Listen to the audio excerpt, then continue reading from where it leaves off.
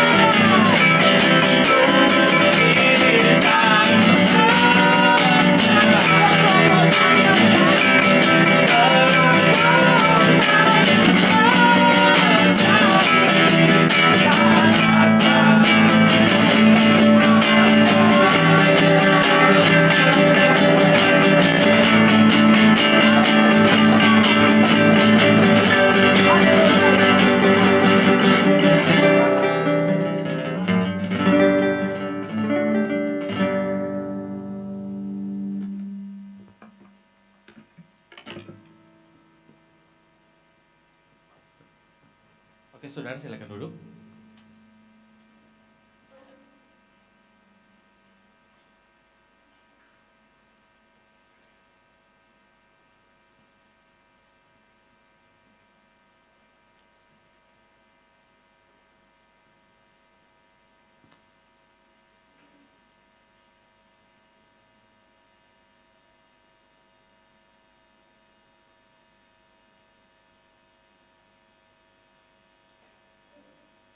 Oke saudara, mari kita satu di dalam doa. Tuhan akan berbicara kepada kita secara pribadi untuk mengubah kita. Bapa, bebaskan setiap yang terikat Tuhan. Sembuhkan setiap yang sakit. Tuhan, lepaskan setiap jiwa-jiwa yang terbelenggu. Mereka yang tertawan oleh kebiasaan-kebiasaan buruk diakibatkan oleh setan. Hari ini Tuhan, aku perkatakan dilepaskan di dalam nama Yesus. Tuhan, biarlah firman-Mu disampaikan dan urapan dan kuasa Allah mengalir dari tempat ini. Berikan kami hati yang paham, hati yang mengerti, hati yang mau diajar dan diubahkan Tuhan. Di dalam nama Yesus, biar firman Allah mengubah pola pikir kami, mengubah hati kami, dan mengubah karakter kami Tuhan. Berbicara atas kami, dan biarlah pengurapan dari surga turun atas kami. Datanglah kerajaan-Mu, jadilah kehendak-Mu di tempat ini seperti di surga. Di dalam nama Yesus, amin. Oke, shalom jemaat Tuhan. Sekali lagi, shalom. Beri kemuliaan untuk Tuhan yang lebih meriah. Oke, puji Tuhan. Salam karis, salam kasih karunia. Terima kasih untuk kehadiran. Saya mau bilang bapak-bapak, ibu-ibu, anak muda semua. Selamat datang, saudara-saudaraku yang terkasih. Minggu ini saya akan menyampaikan firman Tuhan dengan sebuah tema, manusia baru di dalam komunitas yang baru. Itu dia temanya. Manusia baru dalam komunitas baru. Tema ini saya ambil dari materi pemuritan yang sementara berjalan. Saya melihat materi ini sangat menarik sekali untuk dibahas dan sangat-sangat menarik. Dan saya berharap firman Tuhan akan memberkati saudara pada hari ini. Saudara-saudaraku, manusia itu cenderung menyukai dan menyimpan, bahkan memakai barang-barang yang lama. Benar atau tidak? Benar atau benar? Kalau barang antik, puji Tuhan, tidak masalah. Itu bagus untuk dikoleksi. Tapi masalahnya ada orang yang suka memakai barang-barang lama, sekalipun dia sudah punya barang baru, yang lama tetap dipakai. Saya kasih contoh. Ada orang tidak bisa tidur kalau dia tidak bisa pakai bantal lamanya, ya kan? Istilahnya bantal busuk. Ya kan, banyak tuh pulau-pulau di situ, tetap juga dipakai. Mamanya sudah belikan bantal baru, tetap dia mau pakai yang itu, ya kan? Ada istilahnya boneka busuk, ya kan? Boneka yang sangat disayang sekali. Biar sudah beli boneka baru, ya kan, sekalipun mahal, tetap boneka lama itu yang disayang, gitu. Tapi coba bayangkan, saudara-saudara beli kaos kaki baru, mahal. Tapi saudara pakai kaos kaki itu dan saudara pasangkan dengan sepatu yang buluk, sepatu yang busuk, sepatu yang sudah robek, sepatu yang sudah tidak terawat. Apa yang terjadi dengan kaos kaki yang saudara beli itu? Kaos kaki itu akan rusak. Kaos kaki itu akan mengikuti pola dari sepatu itu. Kaos kaki itu akan jadi busuk. Kaos kaki itu pasti robek dan mengalami hal-hal yang tidak diinginkan saudara. Itu adalah gambaran dari kekristenan orang-orang dari zaman dulu sampai zaman sekarang. Saya memperhatikan hal itu. Matius 9 ayat 17 berkata, anggur yang baru harus ditaruh di dalam kantong anggur yang baru. Amin. Coba baca ayat itu. Kita baca bersama-sama saudara. Buka ayat itu. Matius pasal 19 ayat yang ke-17.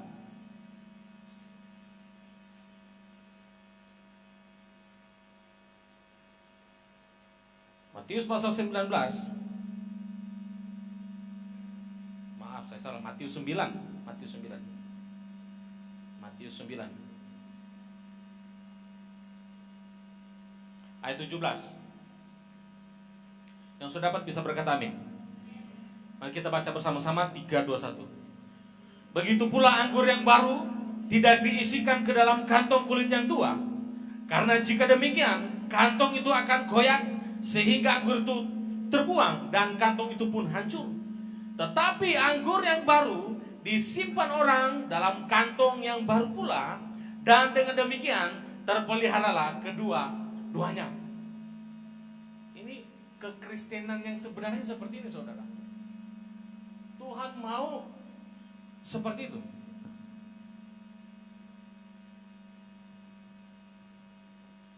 Maaf, sedikit bergema. Cek satu. Cek.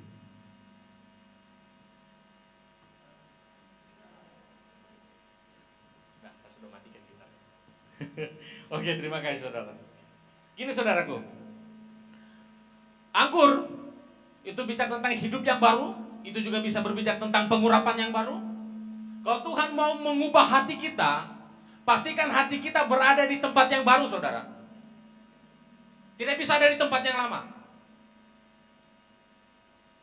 Hati yang sudah dipulihkan itu membutuhkan tempat yang baru. Hati dan hidup yang Tuhan pulihkan, hati dan saudara itu tidak akan bisa bertahan lama apabila saudara tidak terus kembangkan sampai menjadi kebiasaan-kebiasaan yang baru. Kebiasaan-kebiasaan baru, Efesus pasal 4 dan Kolose pasal 3 itu berbicara tentang manusia baru. Sedangkan kebiasaan lama itu berbicara tentang manusia lama. Banyak orang mau dipakai Tuhan tapi mereka tidak mau berubah. Banyak orang mau hidupnya baru tetapi mereka masih tetap memegang prinsip hidup lama. Tidak bisa seperti itu, saudara. Coba kita buka Efesus pasal 4 ayatnya yang ke-22.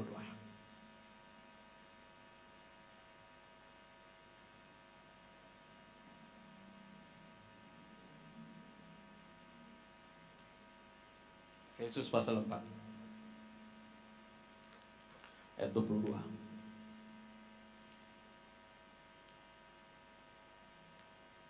Sudah dapat? Kita baca sama-sama saudaraku. 3, 2, 1. Yaitu bahwa kamu berhubung dengan kehidupan kamu yang dahulu harus menanggalkan manusia lama yang menuai kebinasaan oleh nafsunya yang menyesatkan. Saudara dan saya harus meninggalkan kebiasaan yang lama. Kebiasaan buruk atau istilahnya manusia lama. Manusia lama kita itu akan menuai kepada kebinasaan. Mengapa saudara? Efesus 4 ayat 22 dikatakan karena manusia lama itu menuntun seseorang kepada kebinasaan dan dikendalikan oleh hawa nafsu. Hawa nafsu yang membuat roh kita itu mati. Ayat 23, saya bacakan. Perhatikan saudara. Supaya kamu diperbaharui di dalam roh dan pikiranmu. Ayat 24. Dan mengenakan manusia baru yang telah diciptakan menurut kehendak Allah di dalam kebenaran dan kekudusan yang sesungguhnya. Jadi manusia baru itu adalah manusia yang diciptakan kembali oleh Allah melalui kelahiran baru. Dan ingat, yang diubahkan itu adalah roh kita dan jiwa kita yang diperbaharui. Tapi ingat, Tuhan itu tidak memodifikasi, tapi Tuhan itu mengubah. Itu namanya transformasi. Bukan transformer, itu robot-robot itu. Beda, transformasi dengan modifikasi itu beda. Tuhan tidak mau memodifikasi kita. Karena yang lama itu harus dibuang dan harus diganti dengan hal yang baru. Itu tujuan Tuhan. Di ayat 23, supaya kamu diperbaharui di dalam roh, pikiranmu, jiwa dan roh yang diubah. Jadi manusia baru itu adalah roh dan jiwa yang sudah Tuhan ubahkan. Tapi saudara harus tahu seperti ini. Saudara tidak akan pernah bisa benar-benar diperbarui jika saudara tetap mempertahankan kebiasaan yang lama. Tidak bisa saudara. Saudara rindu ingin mengalami kemajuan rohani, mengalami sebuah perubahan, tetapi saudara masih suka kumpul dengan orang yang suka gosip. Saudara kumpul-kumpul dengan orang yang suka mengkritik. Saudara kumpul-kumpul dengan orang yang suka ngomongnya cabul. Tidak bisa saudara. Atau saudara mau mengalami kemajuan rohani, tapi saudara tidak mau terlibat di dalam komunitas gereja. Apapun alasan saudara, Tuhan tidak pernah berkenan tentang hal itu. Dan saya tidak pernah setuju tentang hal itu saudara. Kita tidak bisa membangun kebiasaan-kebiasaan roh yang baru, kebiasaan rohani manusia batinnya kita, jika kita tidak ada di dalam komunitas. Saya sedang tidak berbicara tentang tubuh Kristus secara global, tapi saya berbicara tentang lokal dulu. gereja lokal.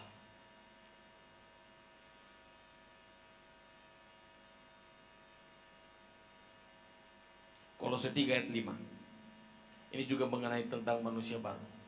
Nanti saya akan jelaskan bagaimana kita harus berubah dan benar-benar berubah, saudara. Kolose pasal 3 ayatnya ke-5. Salah seorang, saya minta tolong laki-laki untuk bacakan kita ini. Kolose pasalnya ke-5 dan ayat 6, 5 dan 6. Silakan laki-laki. Kolose pasal 3 ayat 5 dan 6.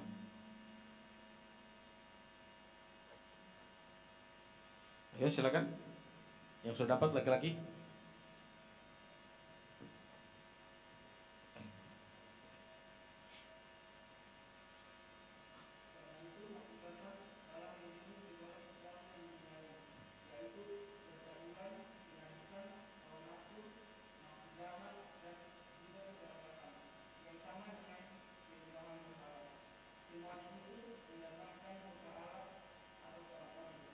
Saya pikir tahu dia laki-laki di sini.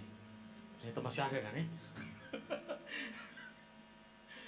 Perhatikan ayat yang dikatakan, matikanlah di dalam dirimu, saudara. Matikan yang harus dimatikan. Apa yang harus kita matikan? Keinginan duniawi. Seperti apa itu keinginan duniawi? Dijelaskan di ayat sini. Percabulan, kenajisan, hawa nafsu, ada juga nafsu jahat, dan juga keserakahan yang sama dengan penyembahan berhala. Saudara tidak perlu datang ke sebuah pohon, nyembah, bawa nasi pulut, bawa rokok surya. Tidak perlu saudara. Saudara cukup lakukan percabulan, itu setara dengan penyembahan berhala.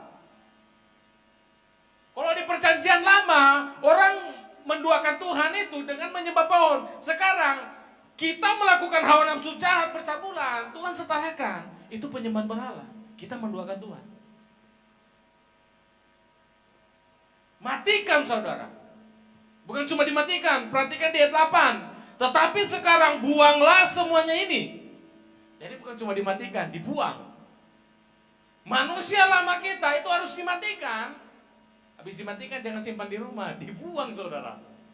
Kalau kau tidak buang itu akan terus dan terus bertumbuh. Apa yang kau kasih makan itu akan bertumbuh. Kau kasih makan romo bertumbuh. Kau kasih makan dagingmu, kedagingan akan bertumbuh saudara. Saya lanjut ayat 8. Tetapi sekarang buanglah semuanya ini, yaitu marah, geram, kejahatan, fitnah, dan kata-kata kotor yang keluar dari mulutmu. Kalau di ayat 5 itu kenajisan yang dilakukan oleh fisik kita, nah di ayat 8 itu kenajisan yang dilakukan oleh bibir kita. Jadi ingat, sekalipun kau tidak lakukan percabulan, kau tidak lakukan kejahatan, kalau mulutmu kotor itu juga najis. Yeremia katakan, ampuni aku Tuhan. Maaf, Yesaya pasal 1. Sebab aku tinggal di tengah-tengah lingkungan yang najis bibir. Tahu najis bibir? Orang yang suka gosip. Orang yang suka mengkritik orang. Orang yang suka mencela orang. Itu najis bibir saudara. Jadi mulut kita juga ternyata jangan sampai najis. Amin.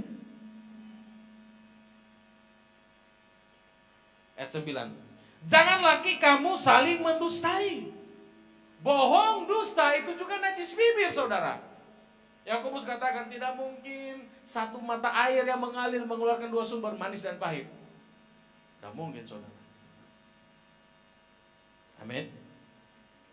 Kamu telah menanggalkan manusia lama serta kelakuannya. Jadi gini, dosa itu diampuni sekali. Kau minta ampun diampuni, tapi ingat kelakuan dosa itu butuh proses. Ya kan? Kau minta ampun, Tuhan ampuni saya. Benar, Tuhan sudah ampuni. 1 Yohanes 1 ayatnya 9. Ketika kau mengaku dosa, Ia setia dan adil, Dia mengampuni. Tapi ingat, kelakuan itu butuh proses untuk diubah. Itu karakter.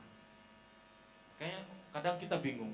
Kita sudah setahun 2 tahun ikut Tuhan, tapi kenapa kelakuan belum berubah? Yang pertama, mungkin kau tidak mau berubah. Terus yang kedua, itu proses Tuhan. Tapi ingat, minimal, saya sangat yakin, setahun 2 tahun, kalau kau punya 10 kebiasaan, 1 pasti ada yang hilang.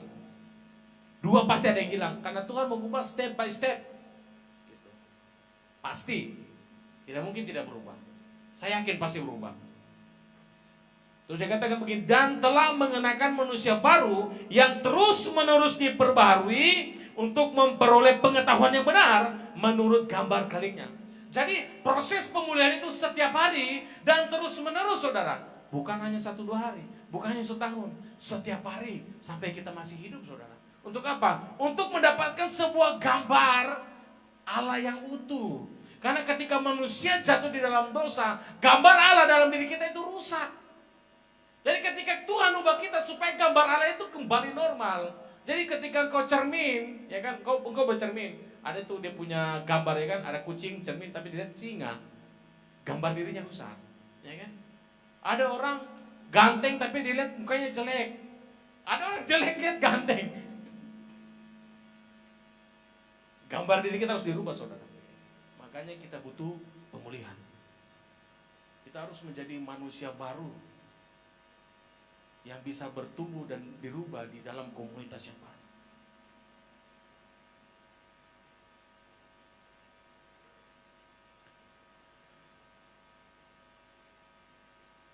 Semua orang ingin berada di dalam komunitas, bahkan mereka buat komunitas. Semua orang ingin ada di dalam persekutuan, bahkan ada orang yang suka bikin persekutuan. Itu tidak salah, tapi saudara harus tahu persekutuan dan komunitas yang seperti apa yang Tuhan inginkan. Komunitas seperti apa yang Alkitab mau engkau masuki. Kita biasa katakan, jangan engkau memasuki satu persekutuan tanpa persetujuanku. Jangan engkau bikin persekutuan kalau saya tidak setuju, kata Tuhan. Saudara harus tahu komunitas sosial dan komunitas gereja itu beda, saudara. Kalau komunitas sosial itu hanya mengutamakan event, acara dengan sebuah moto, nggak ada lo nggak rame. Benar? Itu komunitas, saudara. Komunitas sosial, sedangkan komunitas gereja itu lebih mengutamakan keintiman dengan Tuhan, keintiman firman dan keintiman dengan Roh Kudus yang membawa satu dengan yang lain mengalami fellowship, kebersamaan tanpa ada kepalsuan di dalamnya. Itu komunitas gereja, saudara. Kalau kita masuk di dalam komunitas gereja, kita bisa berkata satu dengan yang lain, tiada dusta di antara kita. Tapi ada banyak orang komunitas gereja dijadikan komunitas sosial yang hanya sekedar kumpul. Gini, saudara, apapun jenis acaranya dan jenis pertemuannya, satu saja topik kita, semua tentang Tuhan. Saudara, orang kalau ajak saya makan, ajak saya pergi olahraga, ajak saya jalan-jalan, ajak saya duduk-duduk santai sambil ngopi. Kenapa harus ngerokok lagi? Itu manusia lama. Apapun percakapan yang ujung-ujungnya saya akan bawa orang itu akan ngomong tentang Tuhan. Kamu ajak saya makan, habis berdoa makan, ngomong mau ngelantur ke sana kemari, ujung-ujungnya saya akan bawa kau ke Tuhan. Itu manusia baru, saudara.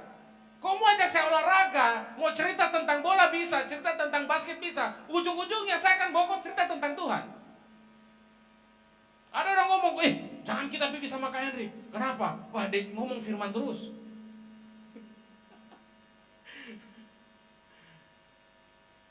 Harus seperti itu, saudara. Ini saya sampaikan kepada saudara, kita bukan untuk hidup menjadi orang yang so rohani, tapi memang kita harus hidup rohani, saudara. Standar dan pola kerajaan Allah seperti itu. Main bulu tangkis, bisa kita main bulu tangkis. Ujung-ujungnya saya akan cerita firman juga di situ. Kau bawa saya kemana? Tetap firman saya sampaikan. Bukan karena status saya pendeta. Itulah kebiasaan baru yang harus kita kembangkan. Jangan kita makan, kita duduk sama-sama, kita cerita orang. Tapi label kita komunitas Kristen. Rusak itu, saudara. Bukan seperti itu. Tuhan tidak berkenan yang seperti itu. Jadi itulah cara kita membangun kebiasaan baru kita di dalam komunitas yang baru. Apapun pembahasan kita, ujungnya tetap firman. Kalau teh botol sosro punya moto juga, saudara, ya kan? Apapun makanannya, minumnya tetap teh botol. Kita juga punya moto. Apapun topik pembicaraanmu, tetap firman Tuhan dasarnya. Kenapa? Kita sedang menjaga keintiman kita supaya dalam percakapan tidak ada perkataan cabul. Supaya dalam percakapan tidak ada kita cantik memang perempuan. Kau laki-laki, jangan kau bilang cantik, saudara. Lain itu, jenisnya berbeda. lagi kan kayak seperti itu, paling begitu bertobat ya. Kita ke Karis banyak cewek-cewek. Kau kalau nggak bisa puasa, kau nggak kuat doa, jangan kau pacaran dengan saya punya anak di Karis. Saya punya standar untuk gereja ini. Orang kalau nggak kuat datang Jumat doa di sini, kami doa bisa 3 jam, saudara. Saudara yang nggak pernah doa datang sini tidur, pasti tidur. Iya, pasti tidur. Kenapa saya sedang mengajarkan jemaat Karis kita semua untuk membangun manusia roh. Doa itu bukan soal lama atau tidak, tapi ketika kau menikmati Tuhan, engkau bisa berjam-jam dengan Tuhan. Kita sudah menyembah, tidak dirasa, jam 10. Ya kan? Orang kalau tidak bisa berdoa, baru genjreng. Lamanya, padahal baru juga 5 menit kau duduk. Kau bilang lama sekali. Terus kau ingin dipakai Tuhan, jangan mimpi saudara. Banyak orang mau melayani tapi tidak suka berdoa. Ya, kita bukan konser. Kita sedang nyembah Tuhan di atas ini. Kembangkan manusia rohmu, maka kau akan melihat perbuatan Tuhan yang ajaib. Bukan cuma pelayanan, pekerjaanmu, rumah tangga, keluarga semua. Saya bagi 2 hal. Bagaimana kita membangun manusia baru dalam komunitas yang baru. Roma 12 ayat yang pertama, saudaraku.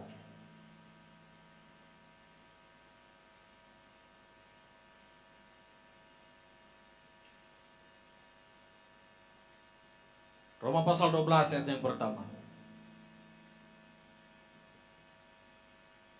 Saya minta laki-laki untuk bacakan. Silakan. Yang paling belakang sudut sana. Baca Roma pasal 12 ayat 1. Nanti sebentar yang di depan juga saya suruh. Roma pasal 12 ayat yang pertama.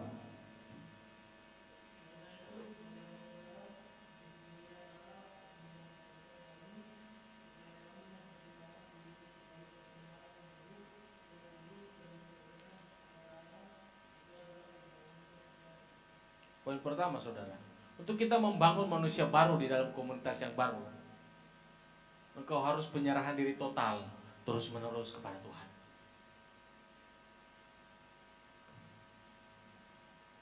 Saya sangat serius tentang hal ini. Saudara hanya akan bisa mengalami pertumbuhan rohani, berbuat bahkan sampai berdampak jika saudara mempersembahkan tubuhmu sebagai persembahan yang kudus kepada Allah secara terus menerus. Dan bukti dari persembahan kudusmu itu bahwa engkau terlihat dan terlibat di dalam tubuh Kristus, yaitu gereja. Itu yang saya maksud. Penyerahan diri total ini Tuhan, saudara-saudaraku, yaitu tertanam di gereja, berkontribusi terhadap gereja, melayani, dimuridkan, dan diperlengkapi. Saudara, gini, gereja itu jemaat datang bukan untuk memenuhi kursi yang kosong, tapi fungsi gereja itu untuk mengisi setiap hati yang kosong dari jiwa yang datang. Bukan soal jumlah, saudara, bukan kuantitas, tapi kualitas rohaninya. Kalau datang 2 cuma 3, kita loyo. Saudara, saya kalau cuma 3 orang yang doa atau pemuridan cuma 1 orang, justru lebih bersemangat saya. Saya bisa ngomong secara face to face dan doakan secara khusus. Kalau datang banyak juga puji Tuhan. Tapi bukan soal banyak yang datang, tapi seberapa banyak yang menyerahkan diri mereka kepada Tuhan.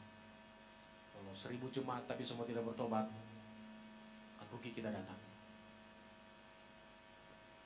Penyerahan diri total itu membawa saudara kepada keintiman yang akurat, saudara. Keintiman itu akan mendesak engkau untuk mencintai Tuhan, mencintai gereja, dan engkau habis-habisan dengan Tuhan. Engkau berapi-api, engkau antusias, dan engkau bersemangat. Bukan loyo. Ingat, keintiman yang akurat dengan Tuhan membuat engkau bergairah setiap hari, membuat engkau bersemangat. Karena tanpa penyerahan diri, saudara akan menjadi orang yang rapuh. Engkau berusaha untuk bekerja terlalu keras dalam pelayanan, tetapi engkau capek karena engkau tidak mengalami keintiman di dalam Tuhan, saudara. Berapa banyak orang yang terus yang malam habis-habisan di gereja, melayani, datang paling cepat, pulang paling lambat, tetapi tidak mengalami keintiman. Akhirnya mereka lelah. Hanya setahun berapi-api, tahun berikut mati saudara. Apinya hilang, tinggal asap. Kenapa? Karena tidak dibangun dalam keintiman.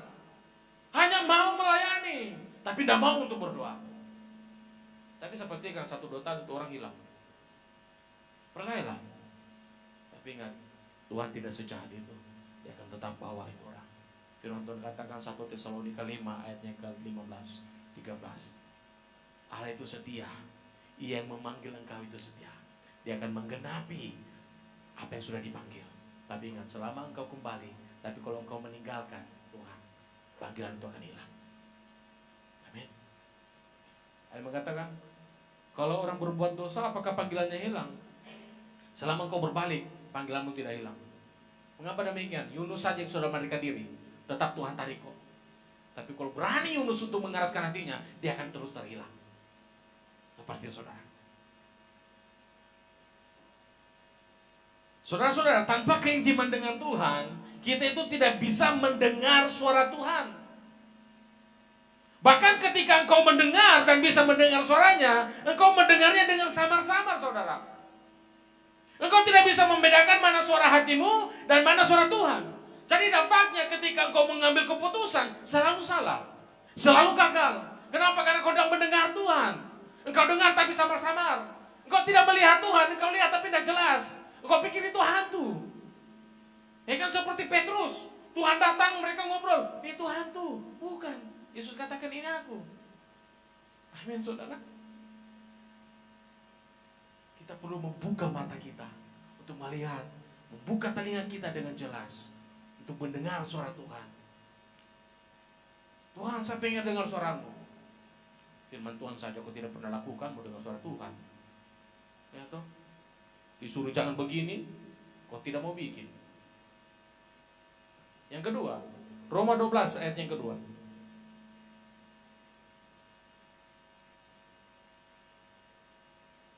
Nanti saya punya bro Rian, silakan bacakan.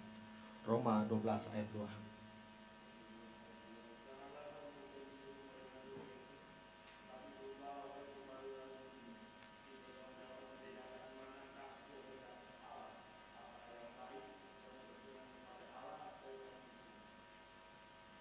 Oke, gini saudaraku. Yang pertama tadi, penyerahan diri yang terus menerus. Yang kedua, pembaharuan pikiran yang terus menerus. Hal ini akan membawa saya dan saudara, dikatakan di ayat 2, supaya kita mengalami kehendak Allah. Kita mengerti kehendak Tuhan, kita memahami perkenanannya, dan kita mengalami kesempurnaannya. Kita harus mengubah pola pikir kita, itu terus menerus, setiap hari, setiap waktu. Tapi gini saudara, engkau hanya bisa kuat untuk berubah ketika engkau ada di dalam komunitas. Karena di mana saudara berada, maka seperti itulah pola pikirmu. Yang membuat seseorang tidak bisa berani melangkah untuk mengalami hal-hal yang baru dengan Tuhan. Karena dia mengizinkan dirinya dikendalikan oleh pikiran yang lama. Kalau saya lakukan begini, nanti seperti ini. Kemarin sudah gagal, kalau saya bikin takut gagal. Saudara, jangan biarkan dirimu dikendalikan oleh masa lalu. Roma pasal 12 ayat 2, janganlah engkau serupa dengan dunia ini. Bukan hanya berbicara tentang kenajisan saudara, tetapi berbicara tentang masa lalu yang tidak di dalam Tuhan.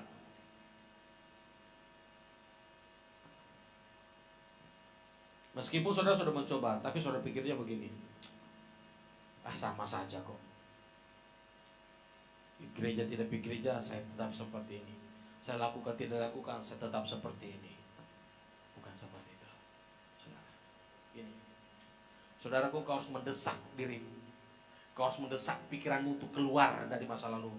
Pikiran-pikiran gagal, pikiran-pikiran duniawi. Dan bekerja sama dengan Roh Kudus. Karena yang bisa ubah kita, itu Roh Kudus ketika kita kerja sama dengan Tuhan. Kita kerja sama dengan Roh Kudus. Amin saudara. Ini bagian terakhir. Bagaimana cara kita untuk mengubah pikiran kita? Saya kasih ada 4 langkah saudara. 4 langkah pembaharuan pikiran. Yang pertama itu, lawan pikiranmu yang lama dengan menggunakan firman Allah. Karena pikiran kita itu hanya bisa dilawan dengan firman saudara. Kau tidak bisa lawan dengan kata-kata motivasi, tidak bisa. Itu hanya bertahan 1 hari, 2 hari hilang. 2 Korintus pasal 10 ayat 5 dan 6. Silakan perempuan yang bacakan. 2 Korintus pasal 10.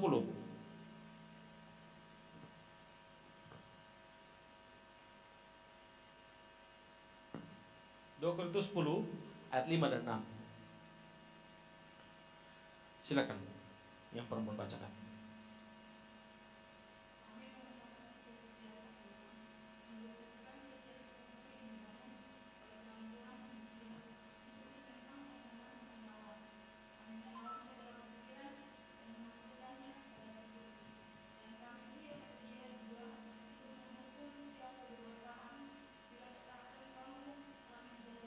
Oke, stop. Kami meruntuhkan setiap benteng keangkuhan yang dibuat oleh manusia. Caranya bagaimana kita runtuhkan? Dengan firman Tuhan. Dengan cara bagaimana? Berdiri teguh di atas kebenaran. Orang mau ngomongnya belok-belok, kita tetap firman Tuhan. Lawan pikiran itu. Tapi kita sudah lawan. Tapi kok kita masih bisa kalah? Yang kedua, alihkan pikiranmu yang lama kepada pikiran yang baru. Jadi pikiran itu bukan hanya kita lawan, tapi kita alihkan, saudara. Karena seperti ini, ketika kita melawan pikiran kita sendiri, kadang kita menang, kadang kita kalah. Apa yang harus kita lakukan? Alihkan pikiranmu. Mungkin engkau sedang berpikiran cabur di dalam kamar. Apa yang harus kau lakukan? Jangan di dalam kamar, keluar, kau olahraga. Ya kan? Jadi pikiran tadi yang mau ke sana, itu kan fokusnya ke beda tuh. Lari, main bulu tangkis, main bola. Alihkan pikiranmu. Kemudian bukan hanya aktivitas kita yang berubah, pikiran kita berubah. Filipi 4 ayat 8. Semua yang mulia, semua yang sedap didengar, pikirkan itu. Alihkan pikiran saudara dari pikiran yang lama kepada pikiran yang baru.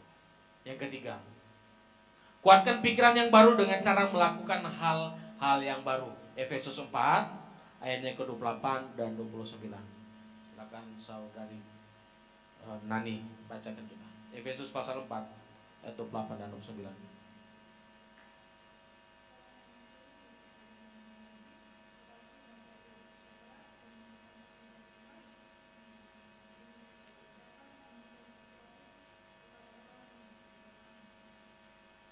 Ayat 29.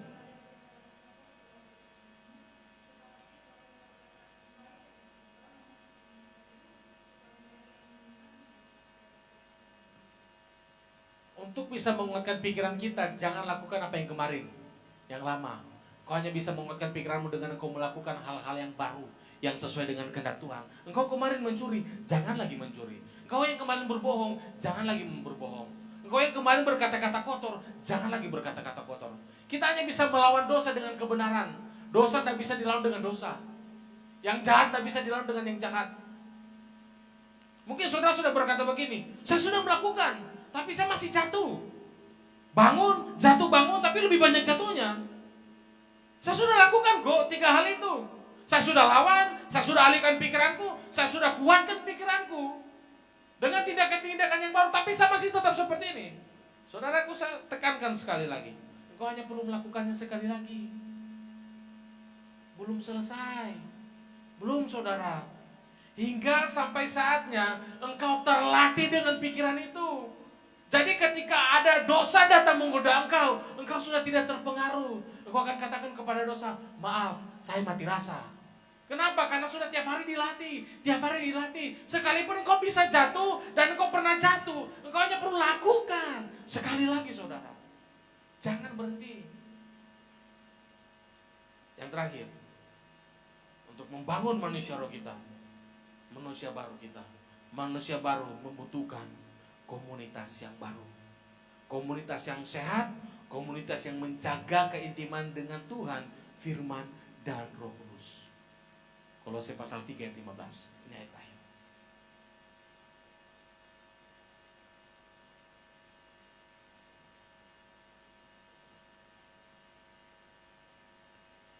Nanti Bro Inu yang bacakan. Kolose pasal 3 ayat 15.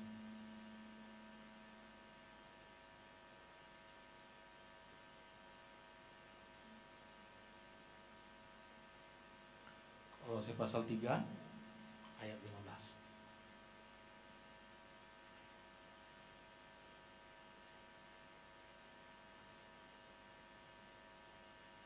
Silakan Bro Inu. Ayat 13. Kolose 3 ayat 15. Oh, salah. Kolose. Kolose 3 ayat 15. Hendaklah damai sejahtera.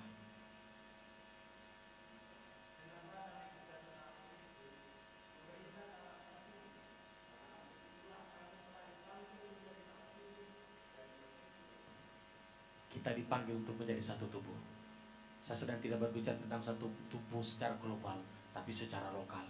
Dan dikatakan bersyukurlah atas komunitas itu, bersyukur atas gerejamu, bersyukur di mana Tuhan menempatkan engkau. Kemudian kalau kita naik lagi di ayat 14, dan di atas semuanya itu kenakanlah kasih sebagai pengikat yang mempersatukan dan menyempurnakan. Kadang-kadang kita tidak mau ada di satu gereja karena kita pikir begini, wah semua orang sama, kalau saya berbuat baik nanti dia balasnya buruk. Gini saudara, kalau kau dapat orang yang seperti itu, apakah kau harus jahat? Tidak, engkau harus tunjukkan kasih yang sebenarnya kepada dia, sampai dia akan mengerti bahwa ini loh komunitas, ini loh gereja. Bukan kita menarik diri dan kita tidak mau bergabung. Bukan seperti itu. Dikatakan damai sejahtera memerintah kamu karena kamu dipanggil untuk menjadi satu tubuh. Komunitas itu akan membantu Anda untuk tetap kuat, akan membantu Anda untuk berdiri. Anda tidak dapat melakukan hal-hal yang baru di luar komunitas. Percayalah, saya serius untuk hal ini. Sekuat apapun saudara, sekalipun kau dicelup sampai 5 kali dibaptis, kalau engkau tidak ada dalam komunitas, mungkin engkau tahu tentang Tuhan, tapi saya katakan engkau akan obesitas secara rohani. Tuhan mau kita tumbuh ke atas roh kita. Kalau engkau tidak dalam komunitas, engkau akan tumbuh ke samping. Mungkin engkau tidak bertumbuh, tapi engkau akan cacat secara rohani. Percayalah, saya sudah melihat banyak hal itu. Mungkin kau punya karunia, tapi kau banyak salah melakukan karunia. Engkau akan salah bernubuat, engkau akan salah berbahasa roh, engkau akan salah mendoakan orang. Kenapa? Karena tidak ada disciple di situ, tidak ada pemuritan. Engkau tidak ada di dalam komunitas. Kita dipanggil untuk menjadi satu tubuh dalam Tuhan. Manusia baru membutuhkan tempat yang baru. Engkau tidak bisa menjadi manusia baru jika engkau tetap duduk di tempat kumpulan para pencemooh. Mazmur pasal pertama ayat 1. Berbahagialah orang yang tidak duduk dalam kumpulan pencemooh, pendosta. Duduk di jalan orang yang berdosa tidak bisa, saudara. Tetapi komunitas yang kesukaannya adalah merenungkan Taurat Tuhan siang malam. Temukan komunitas itu. Jangan komunitas yang tiap hari renungkan masalah orang. Renungkan firman, saudara. Maka firman Tuhan akan berkata engkau akan berbahagia. Bukan bahagia di surga, di bumi juga engkau harus berbahagia. Karena ada Taurat Tuhan di dalam hatimu, di dalam pikiranmu. Mari saja kita bangkit berdiri. Para worship leader, kita akan menyembah Tuhan.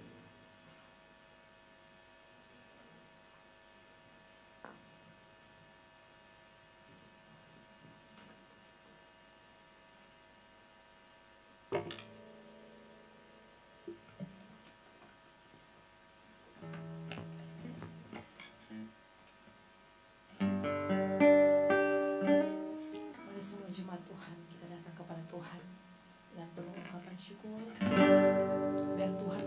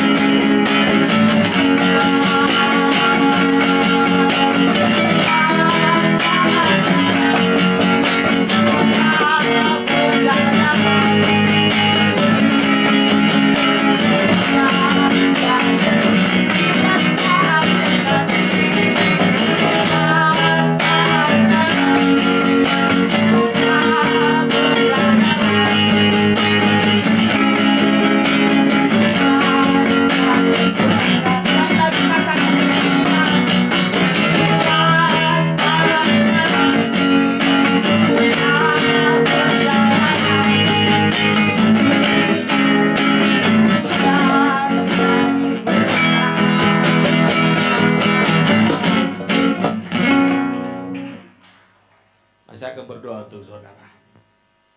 Di dalam nama Yesus, Bapa, segala yang menghambat Tuhan, segala yang membuat doa-doa anak-anakmu tidak akurat, tidak mengalami keintiman dengan Engkau Tuhan, setiap tembok yang menghalang, setiap keangkuhan yang membuat orang tidak bisa menerima firman-Mu, hari ini Tuhan, aku runtuhkan setiap pikiran-pikiran yang bukan berasal dari Kristus. Dan di dalam nama Yesus, biar pikiran Kristus memenuhi Engkau. Damai sejahteranya, keakuratannya membuat Engkau berapi-api, membuat Engkau bersemangat, membuat Engkau antusias melayani Tuhan, melayani Tuhan. Engkau antusias berdoa, Engkau antusias mencari kebenarannya, dan Engkau tetap berdiri di atas kebenaran Tuhan. Di dalam nama Yesus, hati yang rapuh, hari ini Engkau perbarui Tuhan. Hati yang sakit, Engkau sembuhkan di dalam nama Yesus. Bahkan setiap mereka yang terbelenggu, yang terikat oleh kuasa setan, aku perkatakan hari ini, setiap rantai dilepaskan, rantai itu diputuskan di dalam nama Yesus. Kami melihat rantai itu jatuh di lantai Tuhan. Kami melihat setiap ikatan itu sudah lepas di dalam nama Yesus. Dan jadilah baru, dan jadilah baru di dalam Tuhan. Tuhan memberkati rohmu, Tuhan memberkati jiwamu, dan Tuhan memberkati tubuh jasmani di dalam nama Yesus. Berjadilah. Haleluya. Amin. Oke, jemaat Tuhan silakan.